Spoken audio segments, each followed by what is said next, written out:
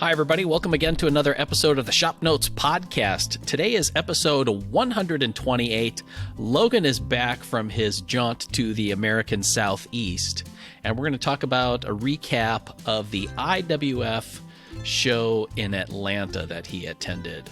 Special thanks to Shaper Tools for sponsoring today's episode. They're the makers of that Shaper Origin, the handheld CNC router that brings digital precision to the craft of woodworking. Tackle joinery, cabinetry, hardware installation, and more with speed and precision. Try it risk-free in your shop for 30 days. Visit shapertools.com to learn more. You also want to check out, they just launched their new plate and studio that add to the Shaper system. So there's a lot going on there and a lot of really fun things that Shaper's been working on. So you definitely want to check them out. Is the new Shaper plate produced by Franklin Mint? Yes. Good. I mean, Yes, the I think value it is is, not yes. guaranteed to go up, but I think it's might. a good investment. It probably will. yeah. Probably will. Yeah. I'm interested. They're commemorative. Yeah. Cool. So before we move on to new business, I have some old business All right, bring relating it. to the last episode. I had a All right. complaint, so I have a note or correction to make. Apparently, in that podcast, I mentioned that my dad was in his 70s. He turned 70 in June, so he is 70, not in his 70s. Okay. Let that This is be fantastic. written in the records. So, Yeah. That's noted. I mean, we're human, so we're going to make some mistakes, but some Right. of those like that we should have caught well beforehand. right. Oh yeah, like they should have never made it to press. Right. Yeah. I'm just trying to avoid litigation here. Yeah. So my apologies. We had some comments. Walt and Brandy says, back to school, it's the most wonderful time of the year. And I will agree with that because when my wife starts going back to school shopping, she is humming that song most of the time through the store as she's going along. As you'd think it's Christmas, but it's actually back to school. So Craig Vaughn writes, thoroughly enjoyed this episode. I appreciate John and Phil sharing their personal history and life experiences. As a child, I grew up in a small church, where I still attend today, and has post and beam trusses along with quarter-sawn white oak altar, doors, and pews. I remember staring at them as a child, and now 50-plus years later, and after a 31-year career in law enforcement, I'm a professional woodworker and furniture maker, and blessed with work. Following a passion is good in theory, but make sure you have the ability and means to do it, or it will be a failing endeavor for a variety of reasons. Thanks for the show, and Phil, please don't grade me too harshly on my prose. Good day. All right, Logan. So Yes. you were at the International Woodworking Fair. John and I, probably in jealousy, but you could maybe clear this up for us. If you're going to call it a fair, it needs to have butter sculptures and corn dogs. And were those present at the IWF? They were not. Maybe corn dogs. I don't know. There's kind of some food places around. I didn't see anybody with corn dogs. Saw people with barbecue. Saw people with other stuff, but not corn Yeah. dogs. So, is it the fair or festival? I'm going to Should have it be to. They're renamed probably to going to have to festival? change the. Yeah. I'm not mad. I'm just disappointed, I guess. Yeah, which is worse. So, no, it was cool. I mean, I don't know. I would guess, I mean, this is just an assumption on my part. I would assume that most of our listeners have probably never been to IWF, and it's not really geared towards a hobbyist. Now, there were a lot of hobbyists there, but most of the companies, like in our industry, or our segment of the industry, were not there. I mean, they were not there in a booth format. So, like, you're not going to walk around and see Rockler with a booth or Woodcraft with a booth. There were a few. Shaper, where my t-shirt came from, they had a booth. Panther Router had a booth. Some others had booths that people probably know of, like Fine, the dust extractors, they had a booth. Merca had a booth. But the IWF show is really geared towards that cabinet shopping up crowd. So I'm sure I'm sure IKEA had reps there looking for CNC machines that will pick up a sheet of plywood. First, the CNC machine will go get a pallet of plywood, bring it to itself, grab a sheet of plywood, put it in the CNC, and then out the other end comes a completely sprayed and lacquered flat pack bookcase. Like, that's the type of people that are at this show, where they are just absolutely massive CNC companies that are geared towards industrial. I mean, that being said, there was a lot of stuff. I mean, you're talking 3 buildings absolutely chock full of stuff. It was kind of cool to see a trade show get back to that size after COVID, and stuff. So, you know, we visited Bessie, I think, between 12 and 18 meetings a day with people we work with, advertisers, stuff like that. So it was a good show. It was a lot of walking. The chunky man that I am, have not done that much walking ever in my life, and maybe Drupa at the print trade shows, but it's like 20,000 steps a day. It's like 10 miles. Like, holy cow! And Jack, our advertising guy, he's 6'4". I'm like 5'10" on a good day. So it's like my little legs are going like this really fast trying to keep up with him. So I actually burned way more calories than he did. So, but no, it was cool. I didn't see anything super new. I did get to see the Shaper plate and the Shaper Studio, which were actually really cool. The Shaper plate, I think this is all released now, so we can't spoil it anymore. The Shaper plate is meant to be like a fixture for quickly locating and installing hardware. Now, you can do much more than that with it, but that's kind of, I think, where the biggest appeal of the Shaper plate is, in my opinion. It comes with some registration items on it, some clamps, and you can use it kind of as crosshairs to position hardware. And Shaper has put together a little coil bound or spiral bound book of, I don't know, there has to be 100 pieces of hardware in it from different manufacturers. So you can like go to the Brusso section, and it will give you all the Brusso hardware that they have programmed into the Shaper or into the Origin, and then you scan the QR code out of the book with the Origin, and it pulls it up, and it will route your hardware mortise or area perfectly. It's awesome. Oh, that is cool. Yeah. So that's super awesome. Now, obviously, you can do a lot more with Origin than just that. The Shaper Studio is pretty cool. It's like if you take, I don't want to say if you take SketchUp and dumb it down a bunch, but that's kind of what it's like. It's very intuitive. So Adi from Shaper is like their I don't know if he's their software developer or if he's their software product lead. He was demonstrating it for me. It's a very like simple, like, hey, here you can draw shapes. There's like 3 million pre-programmed shapes in it. So like, think of clip art, but not really clip art. I mean, it's not like Intarsia balloon animal clip art. It's like actual decent shapes.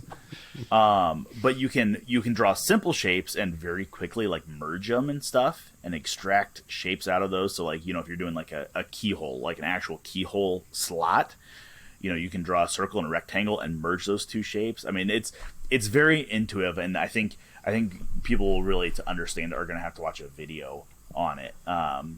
But it was pretty cool. That was one of the more cool things I seen at the show, at least for our segment. I mean, there's cool stuff, but for us hobbyists, that was one of the more cool things I saw. And Panto Router has a couple of new accessories coming out that I'm pretty excited about too. I mean, they were at the show, so I mean, they're air clamps is what they are. So instead of using their kind of ratchet cam clamps, right, they have some new air clamps coming out, which will be really cool. That will be a good addition, I think, for speed in production, and a couple different template holders and stuff. So, nothing too crazy. I did get to lay my eyes for the second time on the new Oliver machinery, which is kind of interesting. Because I think you guys know I've been on this like vintage machinery kick now. Kind of what I do. I just get on kicks for a while. And if I'm self-aware, it's not a problem. Mm-hmm. Yeah, you can stop anytime. I could stop whenever I wanted. But Oliver made stuff in Michigan up until I think like the 70s. And then Oliver, the name, kind of went away. It went through some weird transitions, kind of like General International has, where it got sold to a Taiwanese company.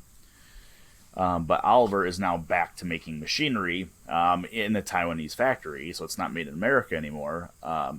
But they are kind of doing it like the traditional Oliver way, where it's like everything's way bigger than it needs to be. I'm like, do I need that 18-inch belt sander? Nope. But do I want it? Yes, just because it's huge, you know? So that was kind of cool. They had a lathe there that they were showing off that kind of read like old school Oliver type, big, heavy cast iron, everything on it. It's kind of cool. I'm trying to think of what else we saw that was super awesome. Met with the Harvey International and Bridge City folk. They were pretty cool. Anybody that's seen the Harvey brand popping up lately, or knows Bridge City Tool Works, Harvey is the owner of Bridge City Tool Works. And for how much, I think Harvey's still a fairly small player in the machinery world in the U.S. market. They're Sure. direct. If you look at their machinery, they kind of have very nice, very appealing specs for the price points that they're getting. Stumpy Nubs, James Hamilton is sponsored by them, and he really likes their stuff. So they're becoming a much bigger player, I think, in the U.S. machinery market. They only have like 5 people in the U.S., which is crazy that it's such a small team that is really pushing this stuff out through the U.S. But we met with those guys. They're super awesome people. This is the thing, I've said it in the past. There are very few people, maybe I've only said it in my editor's letter, but there are very few people in the woodworking industry and community as a whole that are a-holes. You know what I mean? Like, most people are just good people, which is kind of fun. So, yeah, it was a good show. Nothing super earth-shattering that I saw, but, not... I think we're at the point in the industry that there's not going to be anything super crazy come out. Although somebody was telling me, I think I know who it was telling me that they do have something that is coming out that's going to change everything, in their words, not mine. But I don't know. I have no idea what that is. So we'll see. It wasn't ready for the show, I'll tell you that much. Yeah. Was that? Nuclear powered tools. Yeah. Arc reactor powered tools. Yeah. Tiny little It's the arc new reactors. Stark line. Yep. So the better question is, are we going to have any crates show up at our back door anytime soon? No, we're not. No, John, I'm trying not to do that. Okay. You never know. When you go out someplace, sometimes stuff just starts showing up. That's fair. Yes. Yeah, no, that's fair. No, nothing right now. Okay.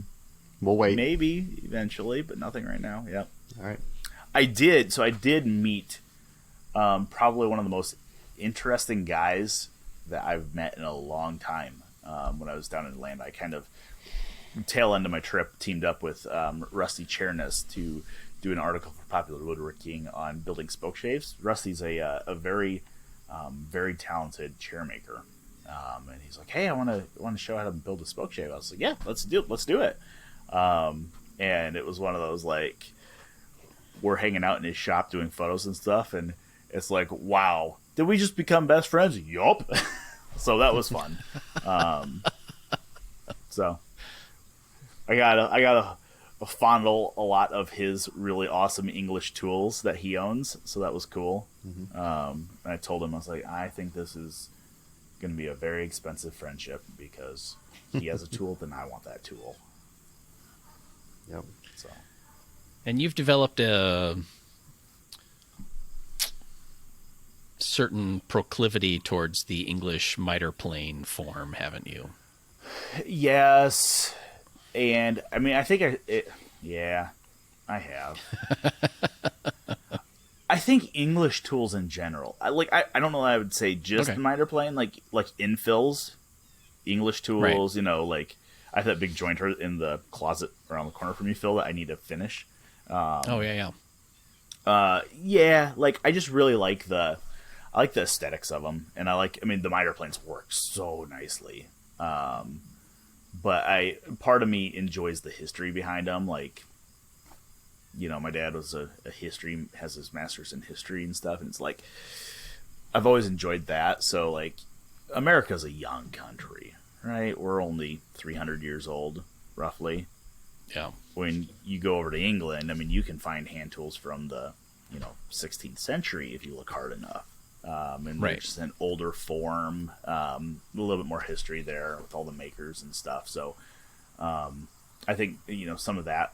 Romance goes into that too. I think into the appeal to me. But yeah, I've really been enjoying the English style miter planes and infills and stuff. So yeah, and Rusty did not help that as I'm filing his Matheson and Spears and all of his really awesome planes that he's got. So sure, it was fun. So, and I mean, such a nice guy. Fantastic chair maker, so I think I would like to continue the stories with him because I mean he's an extremely talented guy, and so it's like, oh, this would be kind of a fun little series. You start with the spoke shave, next project's maybe building a shave horse, then the next project's maybe building a chair with the shave horse. So it kind of becomes like almost a chair building series, right? But it's weird how this stuff kind of aligns itself because I feel like it's like, oh, hey, I really would like to start working with a chair maker to show some of that content, and then all of a sudden it's like I'm flush with chair makers. Like I don't know if it's like once you start looking you find them, because in 2 weeks I'm heading down to Tennessee to do an article with Charles Brock from the Highland Woodworking YouTube series, who is also a chair maker. I mean, so it's like, didn't mean for that to happen, but that's how we're doing it. Or, I'll publish a turning story from Jimmy Clues, and all of a sudden I get like 18 article submissions, and they're all great, but it's like, I'm not a turning magazine, I'm not a chair making magazine. We're an everything magazine, but I don't want to hit the same content over and over and over. I want to spread it out. So, yeah, that makes sense. Yeah. Special shout out to Shaper Tools. They make that Shaper Origin, the handheld CNC that lets you do all kinds of cool stuff with your woodworking, whether it's joinery and construction or hardware installation or inlay and marquetry, all that kind of stuff. You can check out their site, shapertools.com, to learn more. So do you have any updates on your very large jointer that you purchased not long ago? I don't think we ever even talked about that. Did we? I think we alluded because I know that to we it. had left it as a cliffhanger at one point. I didn't remember if we brought it back we up. did, because my wife didn't know about it. Not that she listens to our podcast. She doesn't want to listen to me more than she has to. So she doesn't listen to our podcast. She Right. found out about it. Whoops. No, so I bought a big jointer. It was for sale north of here. I know, like, my buddy Jim here in town was looking at the same one, but he just doesn't have room for it right now. So thankfully, I saved it. I saved it from the landfill. Yeah. Who rescued who here? Well, yes, that's a good question. No, so I did. I bought a 24-inch jointer, J. Towsley, made in Cincinnati, Ohio. I believe, there's not a whole lot of info on J. Towsley as a company. So Towsley was a engineer, and he started his own company making machinery. He made like carts, like big steel wheel industrial carts for manufacturing facilities. Okay. And then he started to get into the machinery side of it. And he was a very talented engineer. So he was actually recruited by Fay and Egan Company, and he worked for a couple different companies. He kept getting recruited. Not a whole lot of info on this, so best guess is, judging by the machinery lot number, it was made in 1914. Okay. Is my best guess. She weighs 1,800 pounds without the motor. It doesn't have a motor, so it's in. I'll put some pictures up on the show notes page. It's in fair shape. Table looks like it's in perfect shape. The table, you can still see the planer marks on it from when it was sent through the metal planer. So a little bit of surface rust. It has the fence, no motor. So backing up a little bit, I believe at some point when it was in operation, it was crashed pretty hard. So I think the way that these big planers or these big jointers work is the in-feed table and the out-feed table are both movable. And they move on dovetailed ways, so you can adjust the in-feed side and the out-feed side. And I think this is just an assumption on my part, I think you can adjust the out-feed side because as you grind knives and they get shorter and shorter, you want to lower that out-feed table. Makes sense. Stuff back in the day was made to last and be reused, so you'd be able to adjust the out-feed side as well. However, the in-feed side, as you adjust the height down to take a deeper cut, the table gets a little bit further and further away from the cutter head. And I think what happened, this is an assumption nobody will ever know, is that somebody was jointing something that had a large knot in it, and the knot fell out and got jammed in between the cutter head and the in-feed table. And what happened is there are two sacrificial metal... They're not sacrificial, but there's two, like, metal lips that are riveted on to the in-feed and out-feed table, which are cast iron. And these malleable metal lips, the in-feed side is bent and broke. So I need to have a new one of those machined. But I think that also probably destroyed the bearings that held the cutter head. Now, I can't tell, looking at old pictures, I can't tell if they were Babbitt bearings or if they were roller bearings. My assumption is that they were Babbitt bearings, which would be a steel housing with lead poured in, and then there's an oil hole that feeds the lead with oil. A lot of people are like, yeah, Babbitt bearings are junk, you need modern roller bearings. Well, actually, like, well-maintained Babbitt bearings will outlast roller bearings by, lifetimes. Like, there are still machines that run daily that run Babbitt bearings with the original Babbitts in them. But, long story longer, there are no bearings on it, so there's no way to hold the cutter head. So, the cutter head itself is also slightly damaged from, I believe, this crash. There's two knife slots that are tweaked. They're bent a little bit. Right. So, my initial plan was to have new knife gibs machined for this head, and just use it as a straight knife machine. However, now that I see that those knife slots are bent, I think it just is, go straight to a helical head with it. I mean, helical heads are expensive, but they give you such a better finish. And they're quieter, and the 24-inch jointer is not going to be a quiet machine anyways, so anything I can do to help quiet it down a little bit. So I'm going to document this, and I haven't decided where we're going to document it. If we're going to document it in Popular Woodworking, if we're going to document it as a Shop Notes thing, or where we're going to document it. But I want to kind of document this whole thing as a vintage tool restore, because I think a lot of people see it as a ginormous task to refurb one of these vintage pieces of machinery, which, I mean, it's work, but dollar for dollar, it's such a better value than most modern machinery. You got right, super heavy cast iron parts, highly precise machining on them.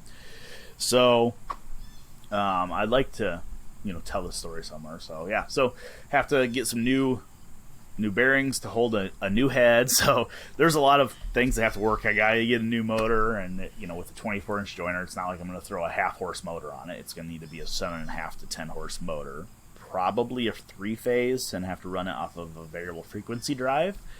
But I have a feeling that this is going to be a bad idea on my part, because like I just sent you guys a message this morning, I'm now looking at a 16-inch Tanowitz table saw.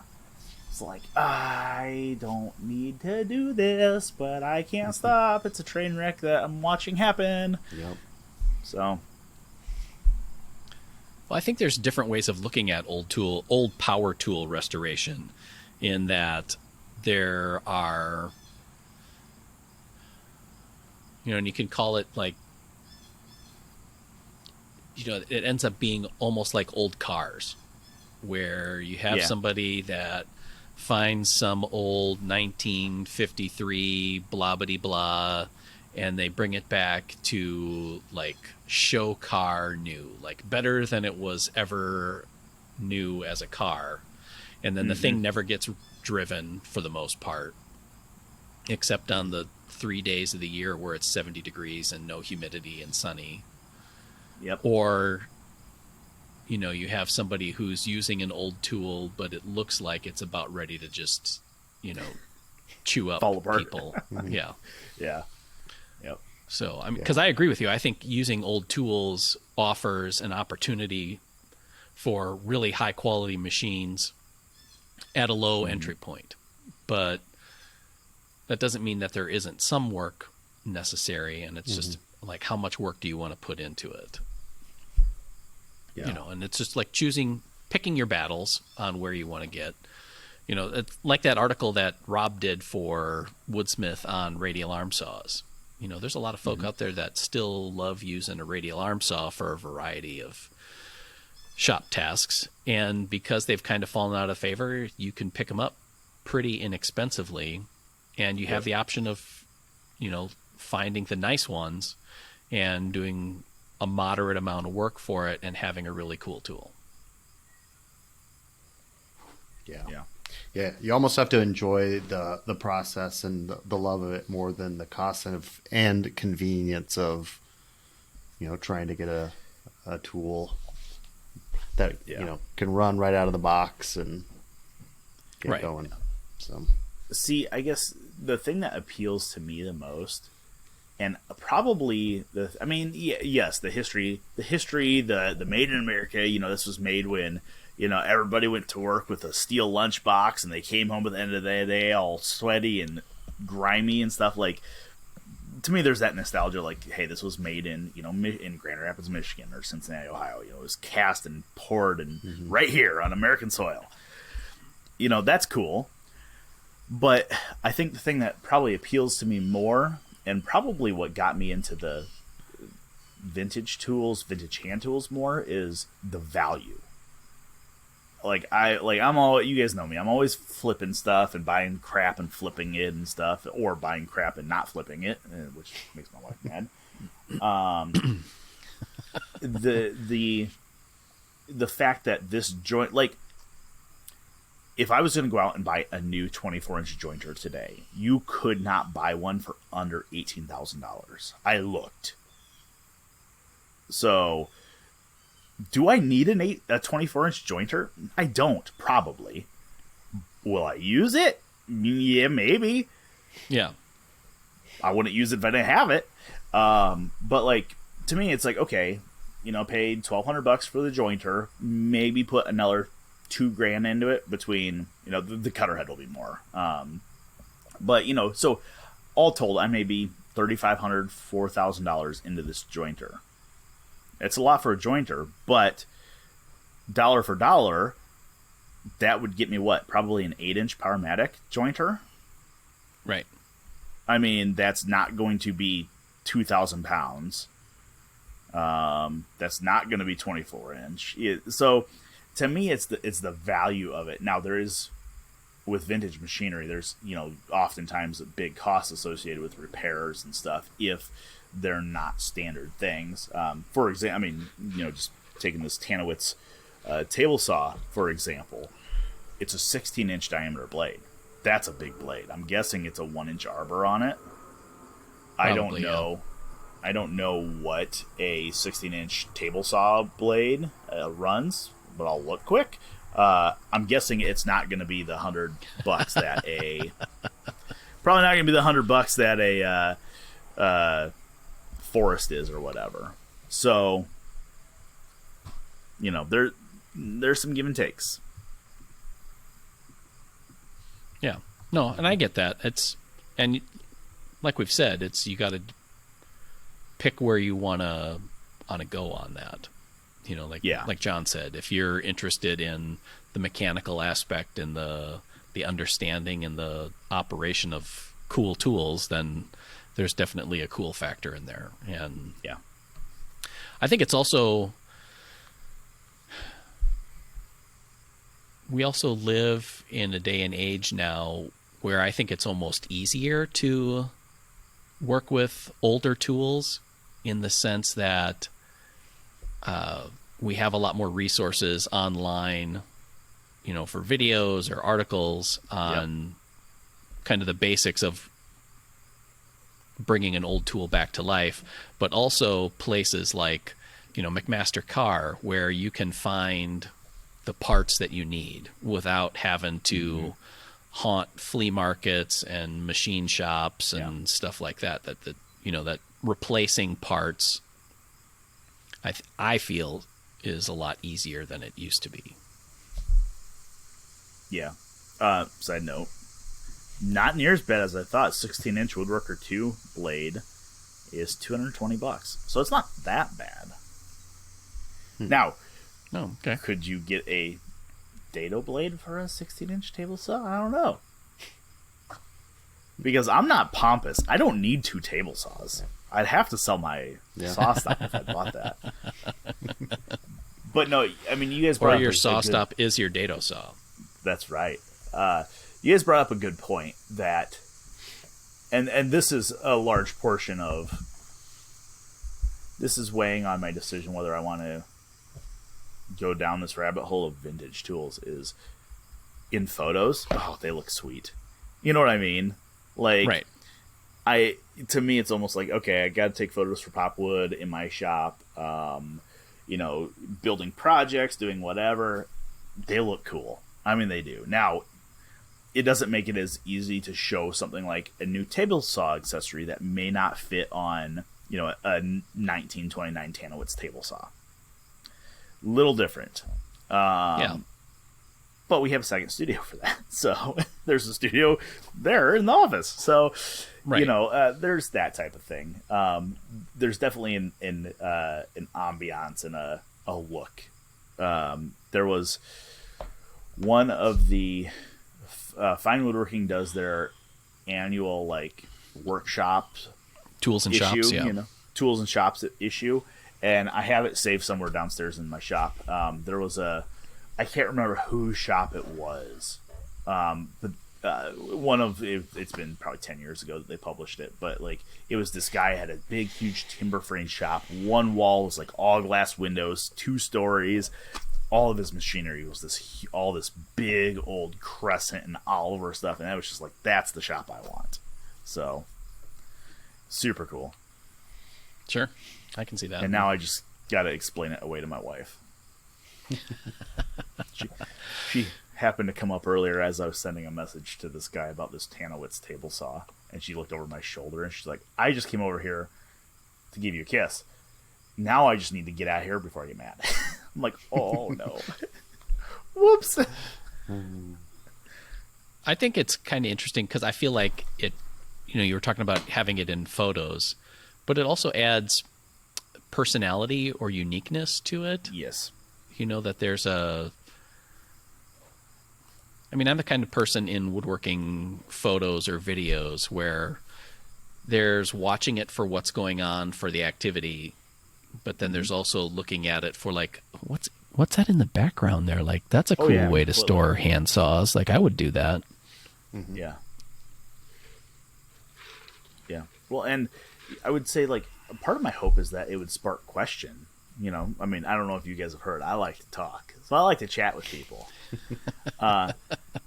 So like I would hope that people would reach out and be like, hey, what the heck tables are you using? That thing's crazy. Why does it have 8 cranks on it? Why does the table tilt?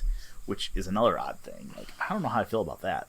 But like, I would hope that would spark some of that type of conversation. Like, hey, Sure. tell me about your joiner. Like, where did that come from? Why does it look like you could land 3 F-18s on it? Well, because you can. Well, I was like, there was a guy who wrote for Popular Woodworking. He's one of the owners of Benchcrafted Tools out in Cedar Rapids, Jameel Abraham. Yep. He has a refurbed Powermatic drill press from like the 70s or something like that. And I think he did it as an article in the magazine, or talked about it anyway. Yep. And it's super cool because it just the industrial design of that tool, it looks like farm tractors from that era.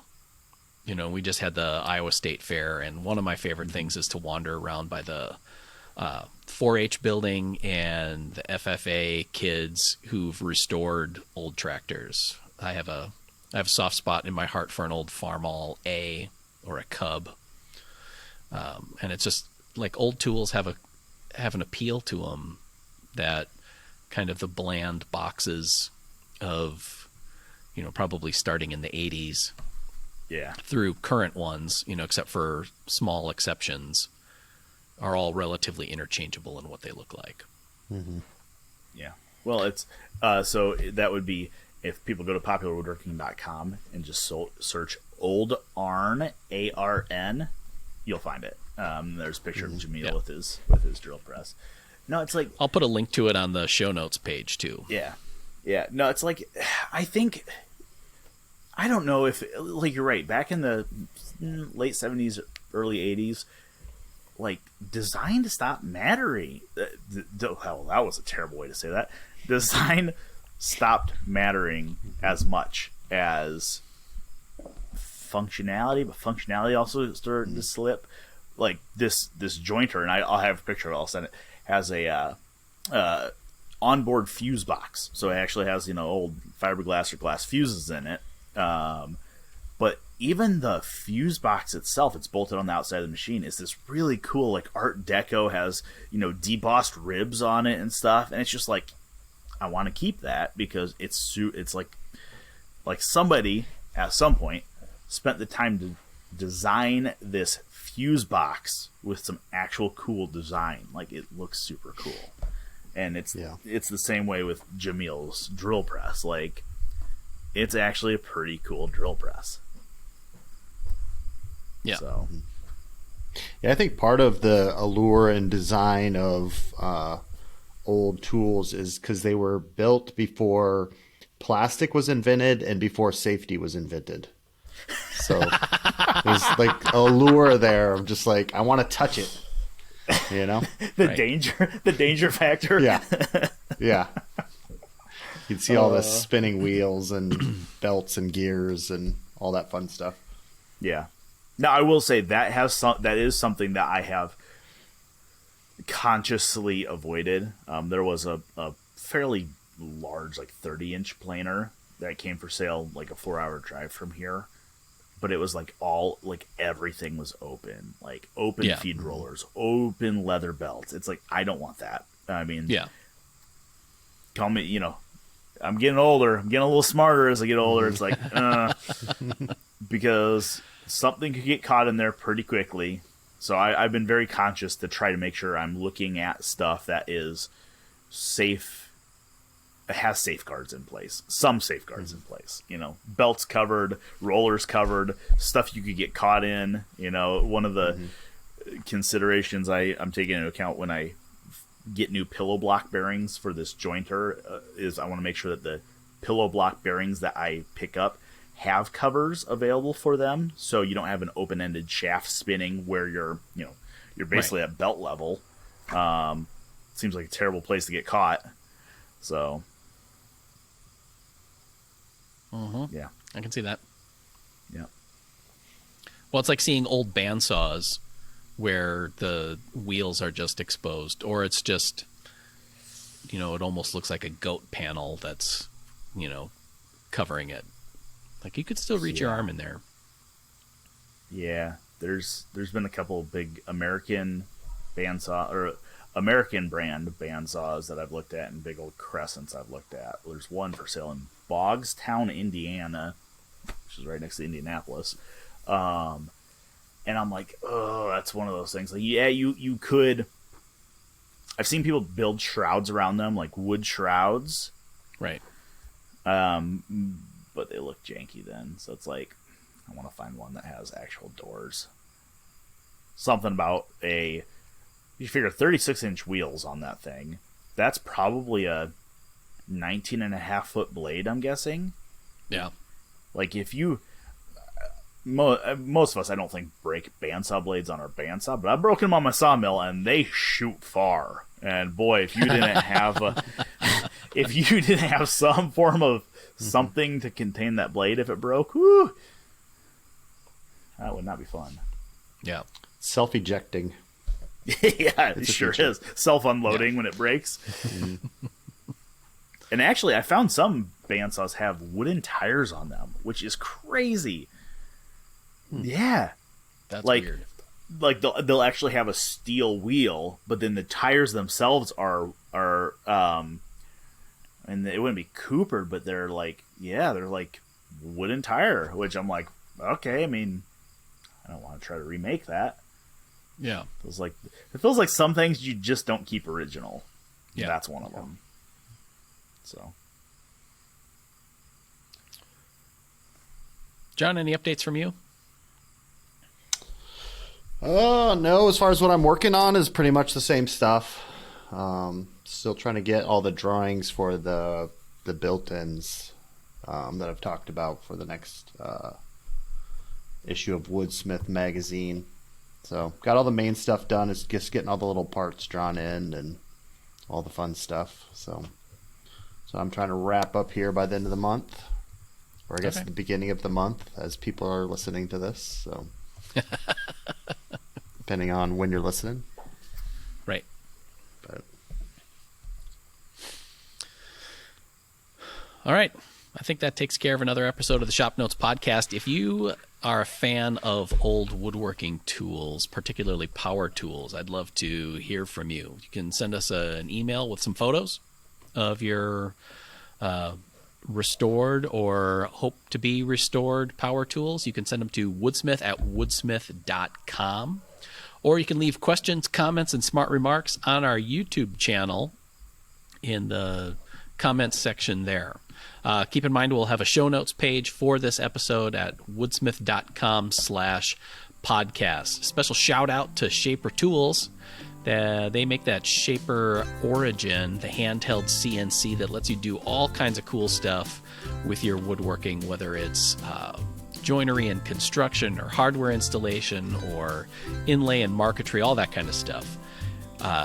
You can check out their site, shapertools.com, to learn more. And we'll see you next week, everybody. Bye.